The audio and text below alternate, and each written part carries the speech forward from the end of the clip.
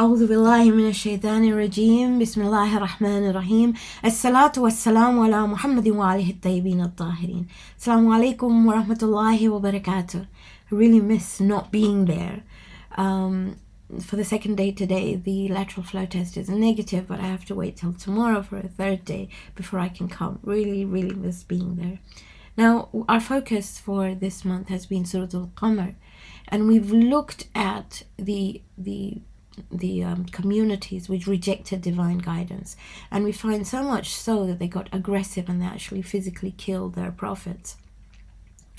But today I'd like to direct you to Surah Al-Tahrim, which is Surah number 66, and my most favorite ayah of the Quran is there where Allah quotes the dua of Sayyida Asya when she says, Rabb ibni li indaka baytan fil Jannah, Rabb, build for me a house with you in Jannah, wa najjini min al-Fir'aun, and save me from Fir'aun and amalihi and his works, wa najjini min al-qawmi al-zalimin, and save me from a people who are unjust.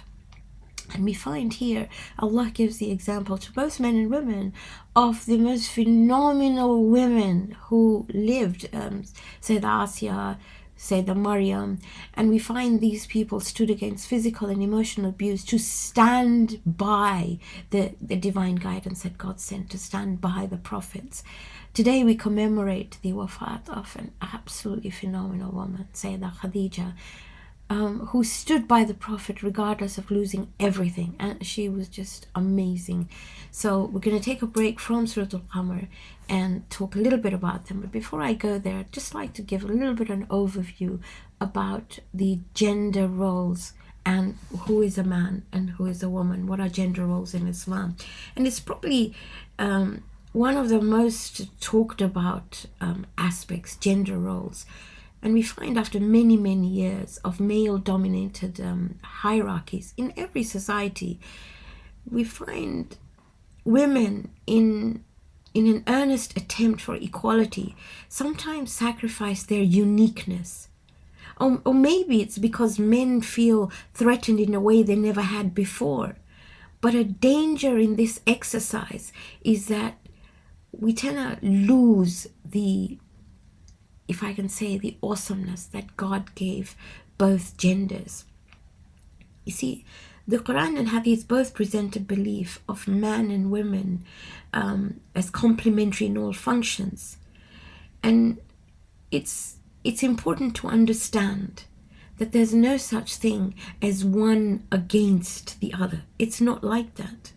So if you look at Surah An-Nisa, which you see on your screens, Surah number 4, Ayah 1, Allah says, Ya ayyuhan nas, O human beings, ittaqu rabbakum, be God conscious of your Rabb. Alladhi khalaqakum min nafsin wahidatin, He created you from one nafs, from one being. Wa khalaqa minha zawjaha, and from it He created its partner for you. So man and woman represent two forms of divine energy. They're the male and female elements of a single soul. Every aspect of the universe is distinguished by these two dimensions. Men and women are given different tools by Allah to attain a common goal. Their physiological, their emotional, and their psychological differences are a result of their divergent spiritual mandates. I mean, by nature, men are physically stronger. They're aggressive, they're outdoor orientated. In dramatic contrast, a woman embodies the ideals of inner dignity. Now, sometimes society mistakes this subtlety as a weakness, but in truth, it's more formidable than aggressive physical force. True human dignity doesn't holler, it doesn't shout, it resonates from within. The actualization of the noblest and the most intellectual ideas is done by women. Rumi in his Mathnawi writes, in the view of intellect, heaven is the man and earth the woman. Whatever the one throws down, the other nurtures. Women are better at harnessing and nurturing spiritual and emotional energy. The mandate of a Muslim woman is so clearly defined. Her primary role is to build the basis of the structure of a society. By this I mean that she's the one who provides the invisible foundation of the nucleus from which all human beings build their lives. And to appreciate the strength of this foundation, you only need to see a situation in a home where the foundation doesn't exist. And unfortunately, you don't need to look very far. If you think about it, each home is a microcosm of the entire universe. The right foundation within a family translates into harmony and stability between families and communities and ultimately nations. Many, many intellectuals and spiritual seeds are sown in the Muslim world. And it's time to understand what our spiritual mandate is and to be able to nurture it, actualize it, so we can grow and, or the future generation can grow and flourish. Now, let me try and explain a little bit that it's essential that a woman is educated for this role. And I believe that it's the one factor that is within our control that influences directly who we are as people. We will only succeed if women are educated.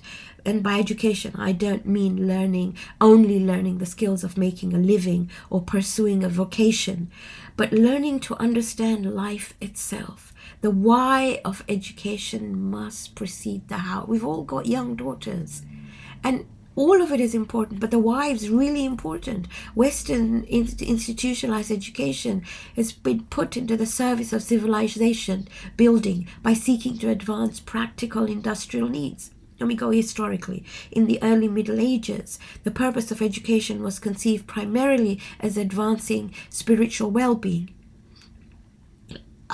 But it changed. It all began to change because suddenly it became all about the industrial machine, industrial societies. We need to educate in the real sense of the word if our girls are to be the hands that rock the cradle that rules the world. To be able to understand it, we've got to first of all put aside our limited human subjectivity and look at the master plan laid out by Allah. Now let me clarify. It doesn't mean that a woman should not pursue a vocation. Far from it. And if you think I'm saying that a woman should be a docile, subservient, domesticated slave for men, then that's not what I'm saying at all. Women must be allowed to be themselves. And after so many years of gender roles being shaped and distorted by social programming and manipulation, particularly by men who have abused their positions of authority, there is a backlash effort. Now we need to sort this out. What am I supposed to do? How am I supposed to behave? What are women supposed to be able to, what is their role basically? So if you look at Islam, let me define a Muslim woman. It's something unique. In Islam, woman is something completely unique. There's no similarities in any other systems. As far as equality goes, contrary to any popular misconception, Islam has long recognized the equality of men and women. And we can see that throughout the Quran. We can see that in history as well. It is to its credit that it does not commit hypocrisy and claim them to be identical. Look at civilization. Look at the history of humankind. You will not find a woman playing a role in its establishment where it can be attributed to her efforts. The Greek philosophers were all men. The church writers, they were men. Even today, women's scholarship is limited. It's there, it's getting there. The French Revolution and the Russians were men. The founding of the United States was men. It's only in the establishment of Islam that you find women playing a central role in the actualization of its teachings. It's phenomenal. So I'm going to look at the women in the Quran so we can understand what I'm trying to say. So there are 4 women mentioned in the Quran. Sayyidah Hajra, Sayyidah Asya, Sayyidah Maryam, and Sayyidah Khadija. Now, you and I look at many, many women. You've got Sayyidah Fatima, Sayyidah Zainab. My goodness, phenomenal woman. But because we want to focus on Sayyidah Khadija today, I'm going to look at these 4 just very briefly so we understand who they were and how we take lessons for them. So let me just introduce Sayyidah Hajra in a little bit, in a few verses, because I want to go to Sayyidah Khadija. And I hope that I just put it in a sort of poem, so I hope that'll encapsulate her life. He was a great prophet. She was a gifted slave. I'm talking about Prophet Ibrahim. He built the house with his son, did he not? She populated its surroundings. His footsteps are embodied on a rock. Her footsteps are sa'i. He saw a dream to sacrifice. Her son made it a reality. Who was she? A black woman slave. Looked down upon. Even Sayyidah Sarah, who was Prophet Ibrahim's wife, did not like it very much because she gave she gave Prophet Ibrahim what Sarah could not, which was a child.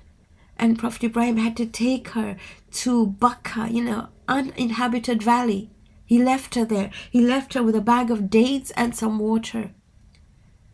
And she said, "Is this an order of my Rabb?" And he said, "Yes." She said, "Then go, I'll be fine." So I'll repeat that again. He was a great prophet. She was a gifted slave. He built the house. She populated its surroundings. His footsteps are embodied on a rock. Her footsteps are sa'i. He saw a dream to sacrifice. Her son made it a reality. And then the other example is Sayyidah Asya. And it'll suffice me to say that she stood up against an establishment which had succeeded in oppressing a whole people. Fir'aun had succeeded in oppressing the whole of Bani Israel. In her case, it was her husband. And her only aim was, Rabb ibni li indaka baytan fil Jannah. Rabb, build for me a house with you in Jannah. In other words, paraphrase it, she wanted the pleasure of Allah. Her conviction shook him. You know what he had to do? He had to resort to silence the very woman that he absolutely adored. He ripped her apart. That's what he did. But she stood up. Then you have the example of Sayyidah Maryam. My goodness. Her disregard for what the world thinks, her faith in the Creator, her spiritual mandate according to her when facing the townspeople as an unmarried mother has no match in the history of humankind. No man in history has lived up to her strength. Think about it. Unmarried. She walks to her people with a baby. What have you done? Your father wasn't a bad man. Your mother was. What have you done? Now you look at this trust in Allah. فَأَشَارَتْ إِلَيْهِ. She points to the baby. Did she know the baby would speak? She had so much trust in Allah. And then the baby speaks. And the baby says, Inni Abdullah Atani al-Kitab. I am a servant of Allah. He has granted me the book. Read it. There's a Surah Maryam ayah 30. Just read it. It's just phenomenal. That was Sayyidah Maryam. But today we're going to talk about Sayyidah Khadija. I'm going to look at her historical aspect first, and then we'll see how she supports Rasulullah. So she is related to the Prophet at the 5th generation, but she's born in the year, and remember his history doesn't quite know exactly when, but around 567 CE to parents Khuwaylid and Fatima. Khuwaylid was a very, very successful businessman and the joint custodian of the Kaaba with Abdul Muttalib. Her parents died early, within 10 years of each other, and they left her and her siblings. So she had 2 brothers. Her brothers were Awam and Usayd, and she had a sister called Hala. They were orphans, but she was the smartest. So she takes over the family business of running trade caravans, and you find this running of trade caravans in Surah Al-Quraysh. So they ran these trade caravans. So in summer they would go to Syria, and in winter they would go to Yemen, and she became very, very successful in her own right. She never compromised her modesty or integrity to succeed in this male-dominated place. So very, very successful businesswoman. So what did she do? She dedicated her whole life and her wealth to humanity. She had a purposeful life. She gave her earnings to the poor, to the orphans. She built orphanages. She did all these sort of things. And to the widows and the sick. She helped poor girls get married and provided them with whatever they needed to be able to get married. She suffered, she suffered persecution later. But these were the people who called her Amiratul Quraysh, the princess of the Quraysh. They called her At-Tahira. They called her the pure one. Absolutely phenomenal. Now she heard about the Prophet, and she heard that there was this man who was truthful, who was trustworthy, and who had some experience in trade caravans with his uncle Abu Talib. So she hired the Prophet. We're told also that she paid him twice the amount and hired him. And when he comes back from his first trade caravan on her behalf, in other words, as her employee, she was amazed at the reports she came back. So she wanted to get married to him. Now remember, she's turned down many marriage proposals, but she was looking for the best. And when she saw this awesome character in the Prophet, she just wanted to marry him. She was 28, he was 25. So through a friend called Nafisa was a matchmaker. She asked Nafisa to initiate the marriage proposal. And you can imagine Nafisa going to the Prophet. And he's saying, but I don't have anything. And she said, but she still wants to marry you. Anyway, she does marry him. Now, the nikah is read by Abu Talib. Now, he places a black turban on the head of Rasulullah. Today, Sayyids wear black turbans. And remember why? Because Rasulullah was given this black turban by Abu Talib when he married Sayyidah KHADIJA. And he gave him a green akik ring. You know, it's a sign of a Shia to wear a akik ring. Green brings you happiness. They're all different colors. Look them up. It's absolutely phenomenal. At that time, taking multiple wives was a common practice. Yet, Prophet Muhammad ﷺ never looked at anybody else. For 25 years, they were married. And this was it. This was the love of his life. She was his comfort, his support in every way during the most difficult times of his life. He loved no one more than Khadija. So maybe she may have taught him business acumen, but he taught her the values of life, the why that I've been talking about. They had 3 children. Qasim, Tahir, maybe Abdullah, both died at infancy. Now you can imagine, living in a society where her sons died. She was teased about it. But she had the love of the Prophet. And then she had Fatima. My goodness, she was the mother of Sayyidah Fatima. Her sister Hala died, leaving 3 daughters, Zainab, Kulthum and Ruqayya. And she adopts them as her own, and she looks after them. She is just an amazing human being she was. She was the first Muslimah. When he comes down from the cave after the first 5 ayat of Surah Al-Alaq are revealed, and he comes down, it is she who says, I believe in you first. The moment he said, I'm the Prophet of God, she said, I believe you. Yahya ibn Afif is quoted saying that he once came to Mecca, and he says, when the sun started rising, I saw a man who came out of a place not far from us, facing the Kaaba, and started performing his prayers. He hardly started before being joined by a young boy, and then by a woman who stood behind them. When he bowed down, the young woman and the young boy and the woman bowed, and when he stood up, they did likewise, and when he prostrated, they did too. He said, I said to Abbas, this is quite strange, O Abbas. And Abbas said, do you know who he is? He said, he is Muhammad ibn Abdullah, my nephew. Do you know who the young boy is? He said, he's Ali, son of Abu Talib. And do you know who the woman is? And the answer came again in the negative. And Abbas said, she is Khadija bint Khuwaylid, my nephew's wife. So even in public, it's her first, she's the first Muslimah as such. One of the places that we find her well sustains the Prophet. In fact, if you look at Surah Al-Zuha, Allah mentions her quite amazingly, telling the Prophet, how she enriched him. Now you can imagine the Muslims were all subjected to being exiled to Shib Abi Talib. This is the valley of Abi Talib. They're all exiled there. Nobody's allowed to trade with them. They're not allowed to have any food, nothing. It is her wealth that sustains all these Muslims in Shib Abi Talib. And it is there, with a lack of food, with her illness, that she dies age 52 in Mecca. The Prophet is so grieved. He calls this year Amul Huzn, the year of grief. We'll talk about it in a minute. This was his soulmate. But let's just look at a little bit about who this woman was. I often think, what was it about the Prophet that inspired such love that she laid her whole life's work at his feet? What energized her to take him food every day to the cave where he meditated? When I go to Makkah and I look at this mountain, I think, my goodness, it took me over an hour to climb with trainers. She climbed up every day, take him lunch. She had loads of slaves and servants, but she did that. What was it about him that she forsook the respect the Makkans had for her, her people, her community? I told you she was called Malikatul Arab, the queen of Arabia.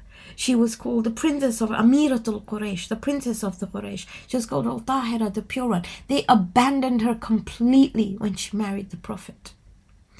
And there can only be one answer. I don't think there is any other answer. She saw her Rabb in him. Now, many times I quote this, and I'm not encouraging you to go out to listen to Indian songs, but however, there is an Indian song whose lyrics say, "Tujh mein Rabb dikhta hai."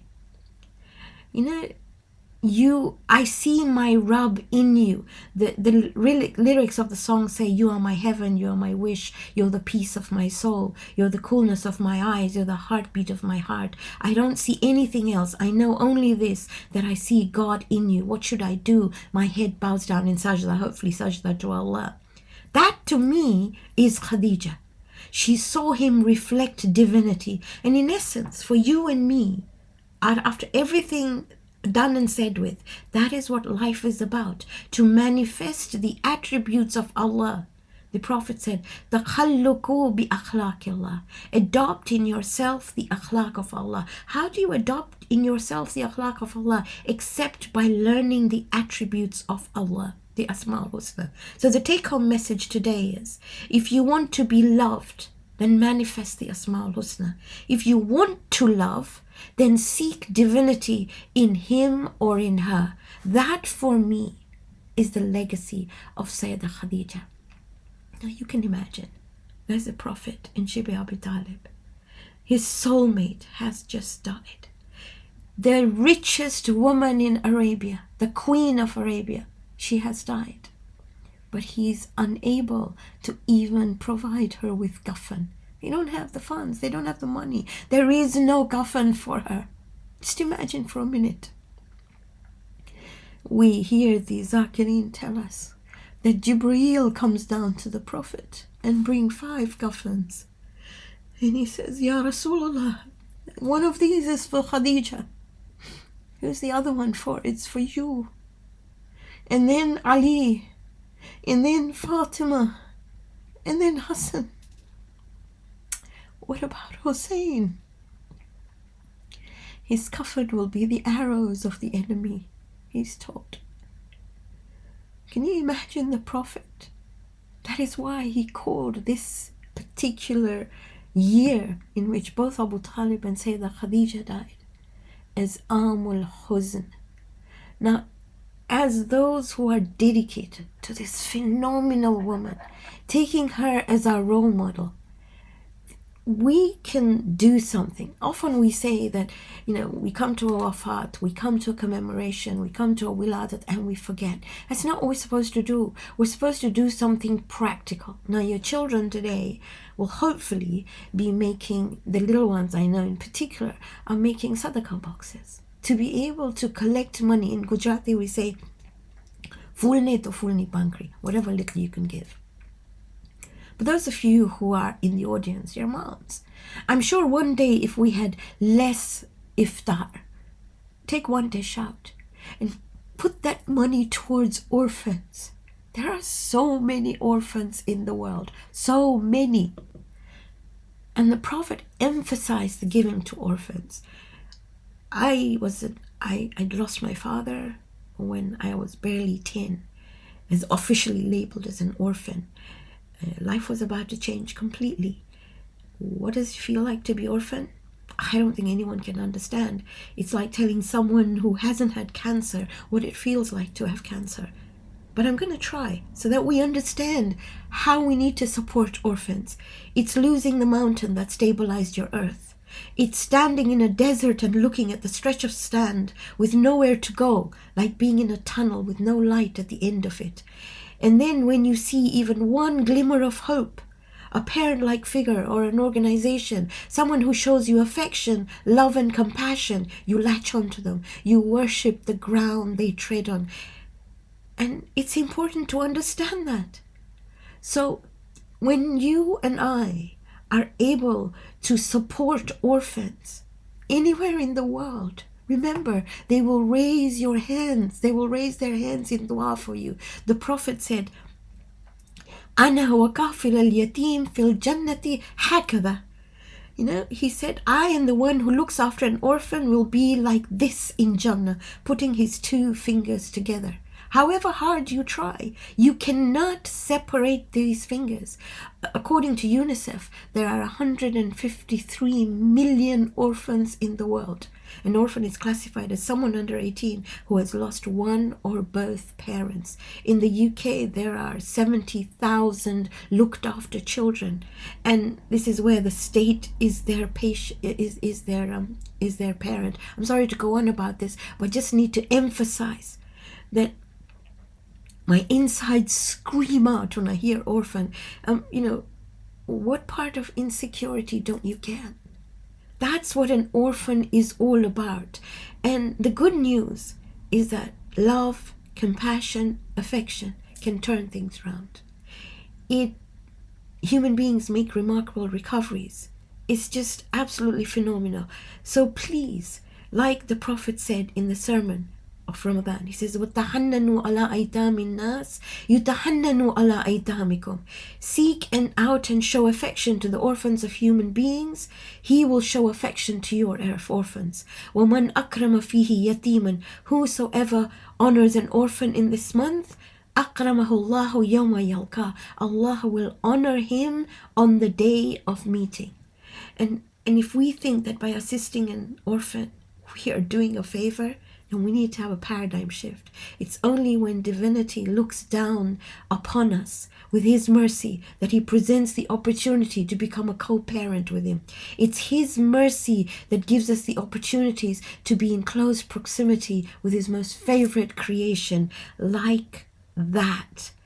So try, just try. If today, in the name of Sayyida Khadija, try to co-parent with divinity, let us all try and place ourselves in close proximity to the Prophet and to be amongst the honored ones on the day of Qiyamah.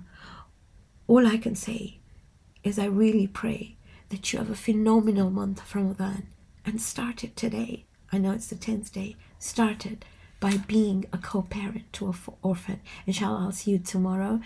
Let us end with the Surah Al-Fatiha for the marhumin and the dua for protection. Bismillahir Rahmanir Rahim. Alhamdulillahi Rabbil Alameen. Ar-Rahmanir Rahim. Maliki Yawmiddin. Iyyaka na'budu wa iyyaka nasta'in. Ihdina as-siratal mustaqim. Siratal ladina an'amta alayhim. Ghayril maghdubi alayhim waladdallin. Sadaqallahu al-Azim. Let us pray to Allah subhanahu wa ta'ala to grant the thawabs to the marhumin, those who are ill, those who are in trouble, and especially the orphans of the world. لي خمسة أطفي بها حر الوباء الحاتمة المصطفى والمرتضى وأبناهما والفاطمة. في مالا كريم. إن شاء الله see you tomorrow.